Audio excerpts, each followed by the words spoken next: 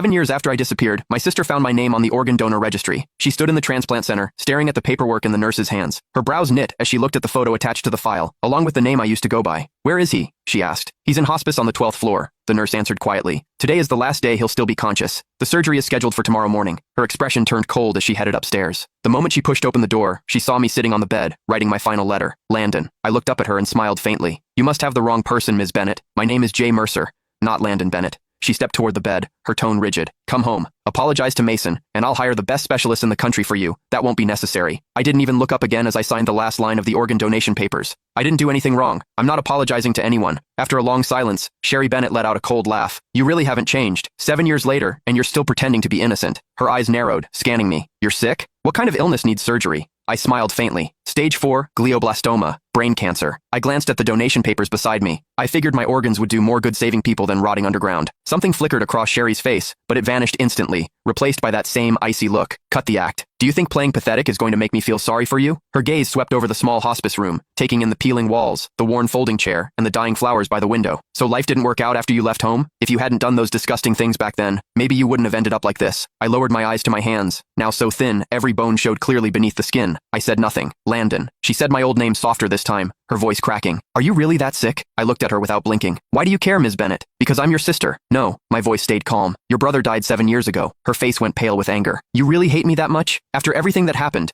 Are you seriously pretending you weren't the one who enough?" I cut her off. "You didn't come here to dig up the past. Say what you actually came to say." She opened her mouth, then hesitated, completely speechless. I gave a soft laugh. "Let me guess. Mason needs a new liver, doesn't he?" Sherry didn't answer. She didn't have to. The way her eyes avoided mine told me everything. I leaned back against the hospital bed, laughing under my breath. "So, that's it. After 7 years, he finally remembered he had an older brother. Today, you came here to ask for my liver?" "Not ask," she corrected sharply. "It's your duty. You agreed to donate before, and Mason needs you again now. He's your brother." I stared at her, amused by how ridiculous she sounded. "Sherry, when you kicked me out 7 years ago, why didn't you remember I was his brother then?" "That was your own fault," she snapped. "If you hadn't done those horrible things to Mason, if you hadn't framed him, I never would have kicked you out." Her voice shook with fury. "You're still lying. Still acting innocent. You think disappearing for 7 years erased what you did?" I slowly closed my eyes as numbness spread through my chest. Even now, she never doubted him. To her, I was always the villain. "Please leave. I need to rest." She grabbed my shoulder hard enough to hurt. "Listen carefully. Mason needs your liver." I opened my eyes, looking at her calmly. "Then he can wait for someone else. My organs are already promised to strangers." Her whole body shook with anger. "How can you be so heartless? Mason saved my life back then. Without him, the Bennett family wouldn't even exist today, and you're nothing but an ungrateful parasite."